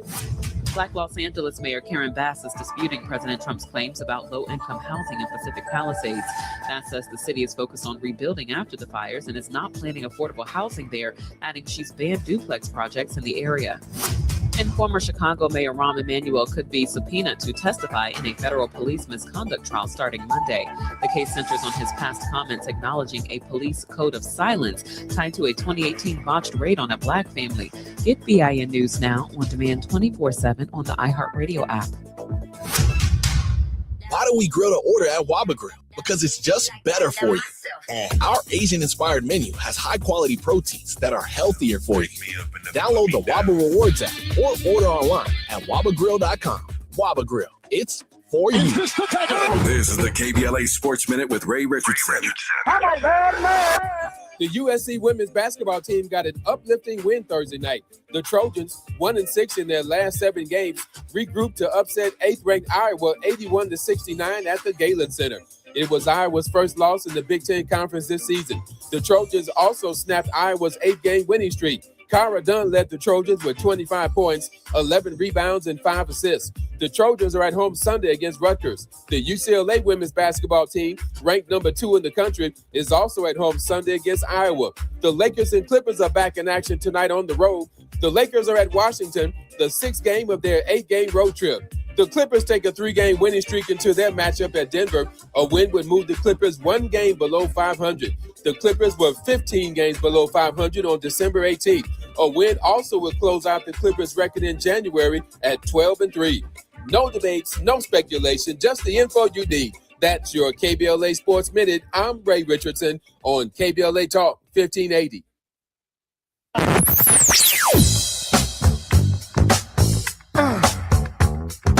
This is KBLA Talk 1580. Talk radio. That's music to your ears. We're unapologetically progressive. KBLA Talk 1580. We've got a lot to talk about. I'm Reverend Gerald, the life coach. Is someone you love struggling with addiction and mental illness? Is improving your family's health important? Want to leave a legacy that your family can grow? Are you ready to enhance your perception of life experiences? Then wake up weekends at 7 a.m. with Urban Family Focus and get the wisdom, opportunity, resources, and motivation to live your best life. Join the conversation on Urban Family Focus Saturday and Sunday at 7 a.m. Unapologetically progressive. KBLA Talk 1580. We've got your black. February 4th is Transit Equity Day. To mark the occasion, Metro is offering free rides all day on the 4th. Providing safe, accessible, and affordable transportation is a commitment Metro makes year-round. Learn more at thesource.metro.net. KBLA Talk 1580, connecting you with the world. African Focus Incorporated is a community-based organization whose mission is to bring Africans and African Americans together, lead charitable initiatives on the motherland, and educate people from all walks of life on the beauty, legacy, and opportunity of Africa's 54 nations. And it's that time once again when African Focus is teaming up with KBLA Talk 1580 for our 8th annual African Focus Trailblazers Tour. Travel with us in 2026 when we're headed to the Southern African nations of Zambia and Botswana for a historical, cultural, and vacation tour led by me, Dominique DePrima, Cultural Ambassador for African Focus Incorporated. Enjoy luxurious accommodations, conscious fellow travelers, shopping, adventures, cultural tours, wildlife safaris, and a giant waterfall, one of the world's 7 wonders, along with a chance to be of service at an orphanage on the continent. Become an AFI trailblazer by exploring the motherland with a nonprofit organization that has members in Africa and America to help roll out the red carpet for you, and together we'll make a difference and have fun doing it. For more information, visit africanfocus.org or call 310-676-7300. That's 310-676-7300 or africanfocus.org. Whether it's stateside or exploring the diaspora, we're with you every step of the way. African Focus and KBLA Talk 1580. Come go with us. You're listening to Jesse Jackson Jr. on KBLA Talk 1580. The Jesse Jackson Jr. Show. The Jesse Jackson Jr. Show. The Jesse Jackson Jr. Show. The Jesse Jackson Jr. Show. King Volley, drop the beat. Come on and talk with me. Come on and listen to me. Come on and talk with me. Come on and listen to me. KBLA Talk 1580. Download the app. I'm Jesse Jackson Jr. Welcome forward to the Jesse Jackson Jr. Show. It's Fat Meat Fridays with Gina Towns, President and CEO of 519 Productions, Executive Producer, Creator, and Program Director of the Jesse Jackson Jr. Show on Smiley Audio Media's KBLA Talk 1580, and our very special guest, Reverend Dr. Michael C.R. Neighbors, Senior Pastor of the historic Second Baptist Church in Evanston, Illinois. Gina and Reverend Neighbors, welcome forward to the Jesse Jackson Jr. Show. Thanks, Jesse. Thank you, Jesse. 2 minutes ago, written by Reuters, published by Reuters, Explainer, what does a law protecting abortion clinics have to do with Don Lemon? How did Don Lemon violate the law? Lemon, an independent journalist and former CNN anchor, live-streamed a demonstration earlier this month that interrupted a church service in St. Paul, Minnesota, protesting President Donald Trump's immigration crackdown in the area. Lemon, an outspoken critic of Trump, can be seen arguing with the parishioner about immigration enforcement. Lemon is charged with violating an 1871 law originally designed to combat the Ku Klux Klan by conspiring to deprive others of their civil rights, and violating the FACE Act by obstructing access to a house of worship. Federal agents also arrested 3 other people, including independent journalist Georgia Fort, and charged them with violating the FACE Act in connection with the church protest. You know, Dr. Neighbors, I've got to say the hypocrisy is astounding. When we think about, there are great people or good people on both sides. In Charlottesville, the president's infamous statement. I don't believe any of the good people on both sides, any of them were charged with violating the Ku Klux Klan Act. And the Ku Klux Klan Act was specifically designed for their behavior. Yeah. And at no point in time was there the invocation of this particular act. And I haven't confirmed this yet, but is it possible that Don Lemon is the first African American in American history to be charged under the Ku Klux Klan Act of 1871? Gina? It's highly possible. It's a problem. You can go ahead and bet some money on it if you want to. I mean, is he part of an organized Klan? It's just outrageous. It really is. It's very sad. It's a sad moment in our history. It is 3 steps backwards, 4 steps backwards. This is not to take 2 steps back so you can take 1 forward. That's not what this is. Reverend Neighbors? Yeah, I certainly agree with Gina. It is literally incomprehensible that such a charge would be brought against Don Lemon going back to 1871. Those are sort of very small-minded legalists that are doing everything they can to justify the arrest of a well-known journalist for terrible, terrible reasons and rationale. But Jesse, what I want to say, and I think this is important, I don't want to take away from this, but I believe that there is a sort of interconnectedness. There is a sort of intersectionality that is happening right now that is a really part of a plan that is straight out of the Project 2025 book. And that plan has to do with absolutely dissolving the structure of our country, a structure that has given rights to those who were denied rights, a structure that has placed emphasis on the first class role of women, of minorities in this country.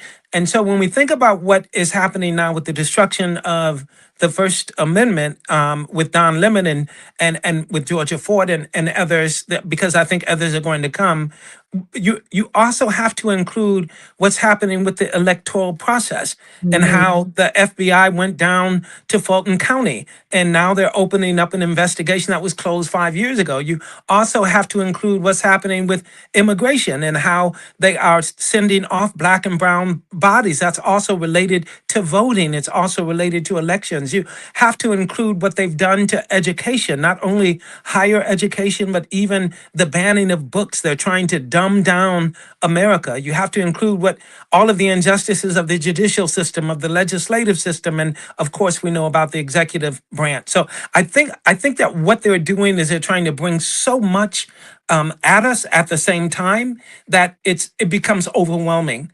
And the strategy for being able to fight against all of these at the same time stretches us thin.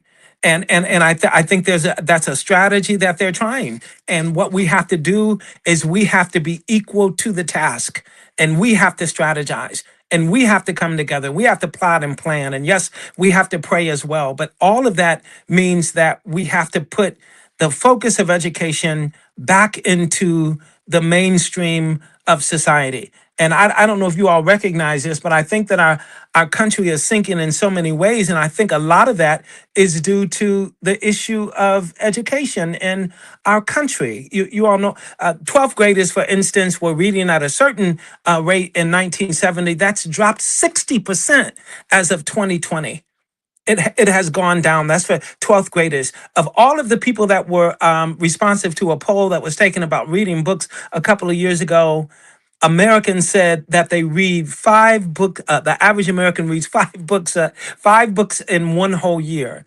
Now, you all, I don't know about you all, but I read 5 books the first 3 weeks of January. So I just there is a dumbing down that is related to this sort of critical, terrible attitude that Trump and his people have about the masses of people in this country.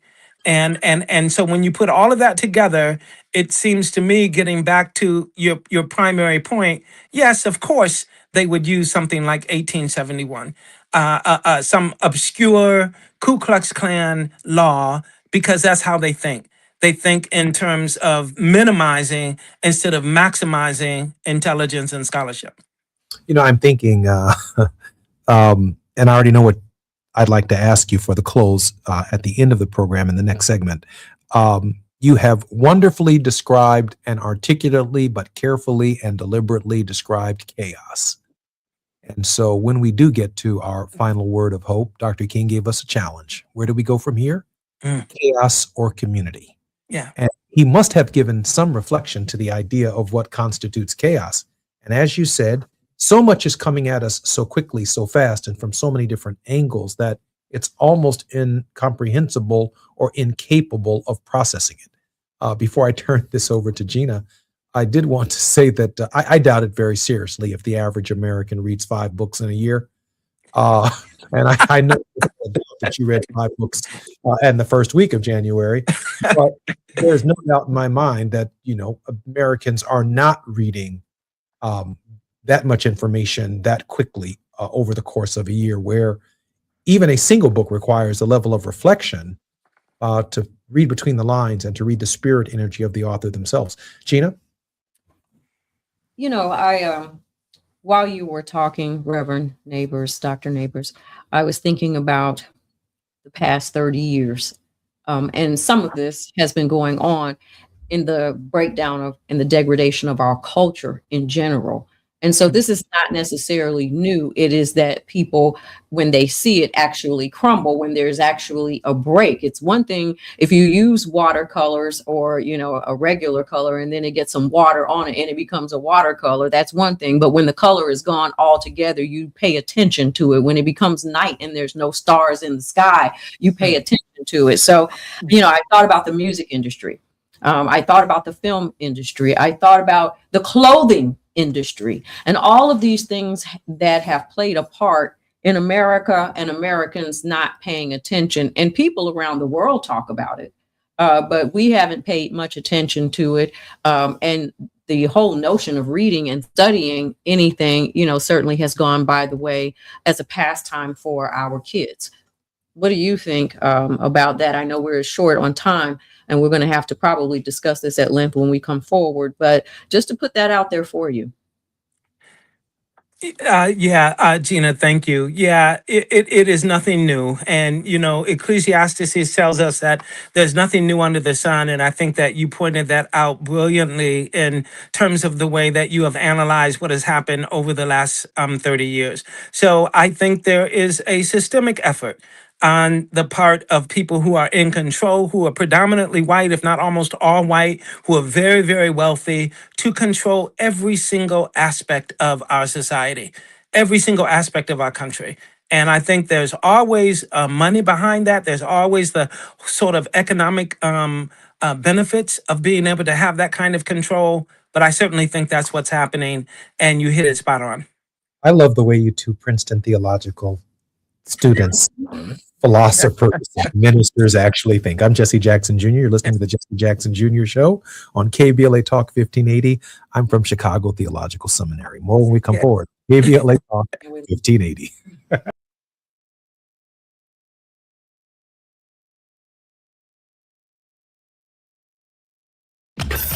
While you're stuck in traffic, we can at least bring you up to speed on the news of the day. You're listening to Jesse Jackson Jr. only on KBLA Talk 1580.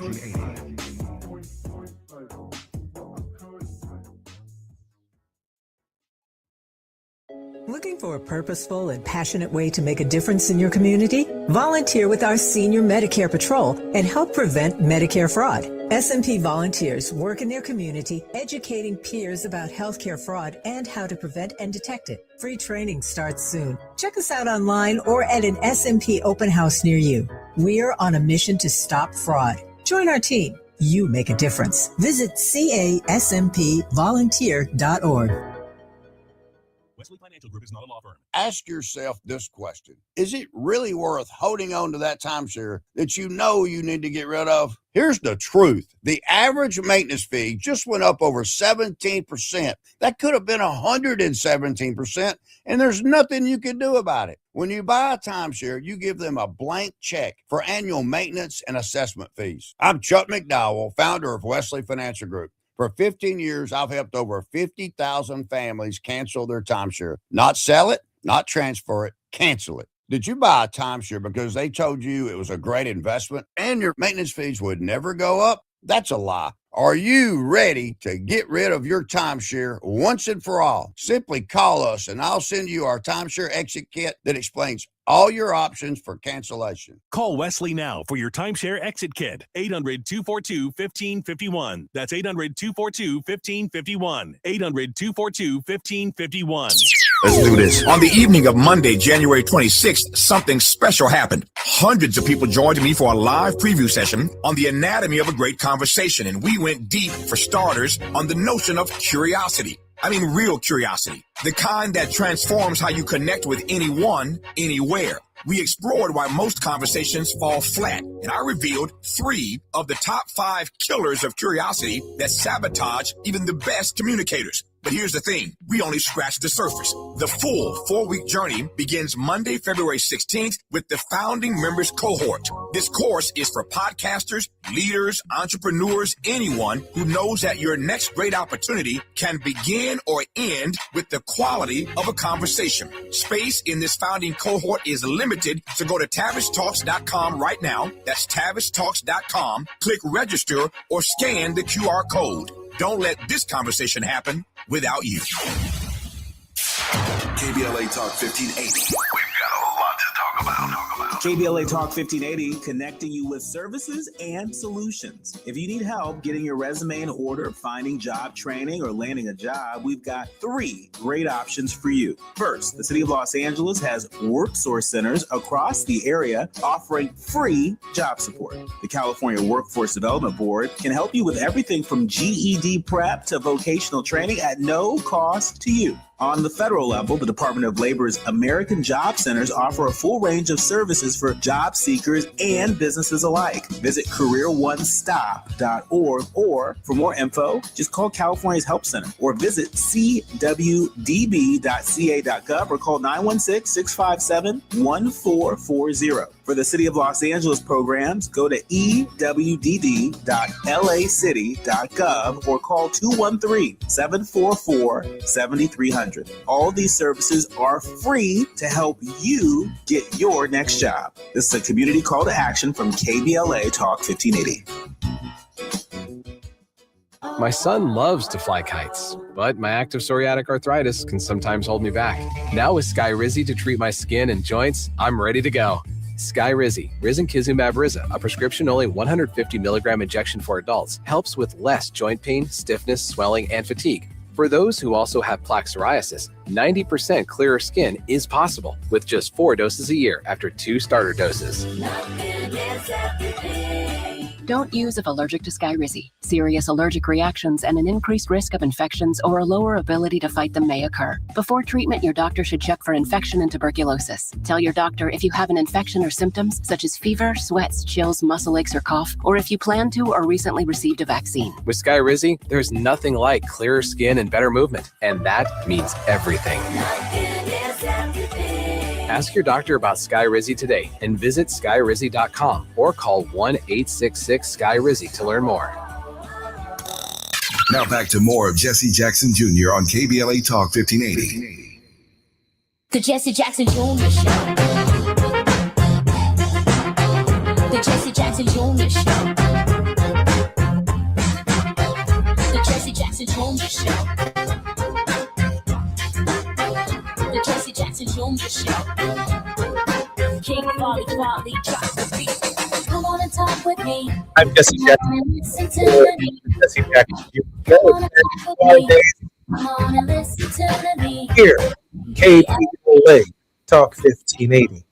Download the app. You're listening to the Jesse Jackson Jr. Show. It's Fat Meat Fridays with Gina Towns and our very special guest, Reverend Dr. Michael C.R. Neighbors, pastor of a very historic Baptist church in Evanston, Illinois, Second Baptist, more than 140-year-old, and is one of the oldest African-American congregations on the North Shore.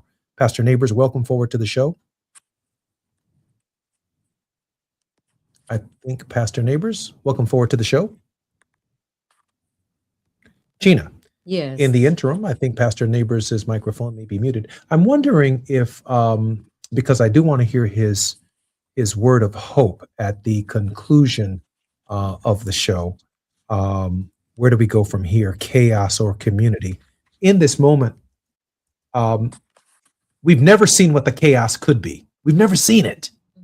The title sounded catchy when we first heard it from Martin Luther King Jr., but I'm not so sure that we fully appreciated that the chaos could be so overwhelming. And don't get me wrong, it's been chaotic all along, but nothing quite like what we're seeing. We put so much emphasis on community that we've not given much consideration until recently to what the alternative truly looks like. This is chaos. I think we've actually been striving for that community. We haven't achieved what we wanted to achieve. I mean, and you've seen it almost disintegrate in some ways. You've seen it just past your reach at some points in times as we talk about building community, because people are so consumed with where they have to go, what they have to do. Everything is a microwave moment now.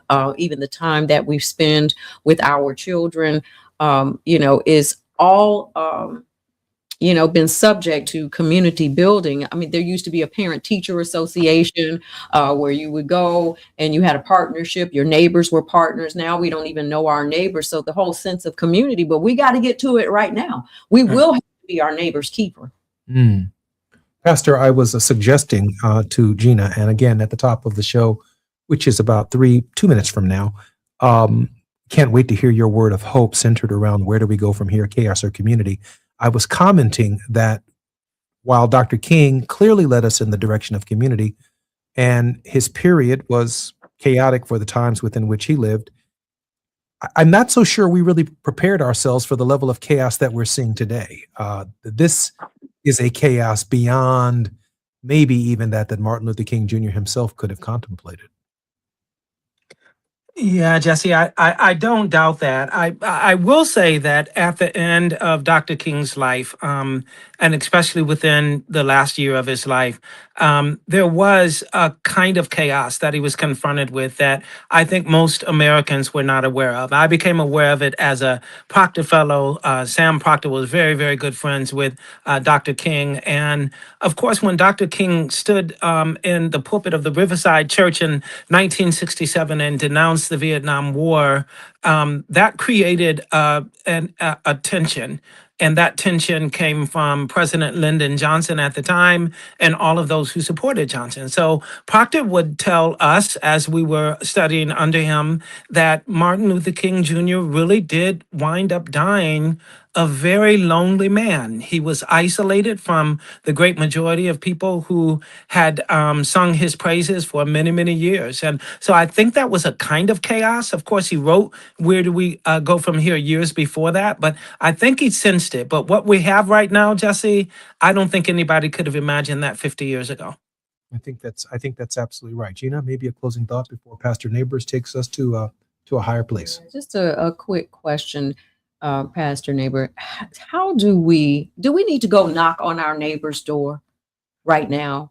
How do we build that community very quickly that can realize what's going on and have a vision for overcoming? Yeah. We have to knock on our neighbors' doors. But at the same time, Gina, I think we have to utilize some of the existing structures in our communities as well. So I know for us, again, Evanston is very small. It's not like a Chicago, but we have clergy groups here where over 90 houses of worship are involved in those clergy groups. And that's one way of getting a message out literally overnight. We also have a very active group of folks who are council members. We have an active group that's a part of the Evanston Chamber of Commerce. And we're able to get word out, especially in terms of emergencies, to gather together, to hold vigils, to say, this is what is confronting us right now. So I would say we need to knock on doors and get to know our neighbors, but we also have to appeal to existing structures. Even in big cities like Los Angeles and Chicago and New York, those are the things that we have to do. Indeed. Pastor Neighbors, where do we go from here? Chaos or community? Yeah. Well, the quick answer to that is we have to go to community, but we have to go to community recognizing that currently we are also existing in a state of chaos. And how do we do that? I think one of the things that we have to do, which is most important, is we have to engage in self-care. I think that the onus and the burden of these times is really weighing heavily upon our people. It's weighing heavily upon us psychologically and mentally and even spiritually as well. And all of that can add to terribly frustrating times in terms of our physical well-being as well.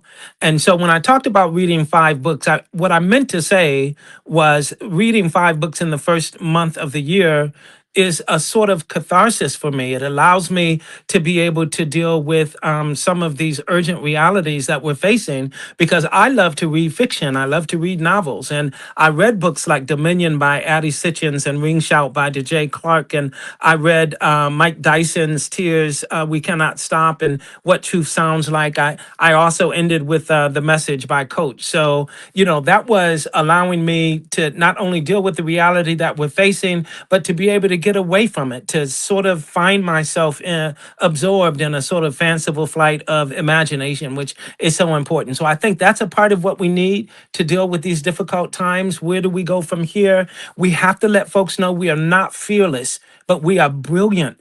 We are courageous, and we are faithful to a God who orders our steps.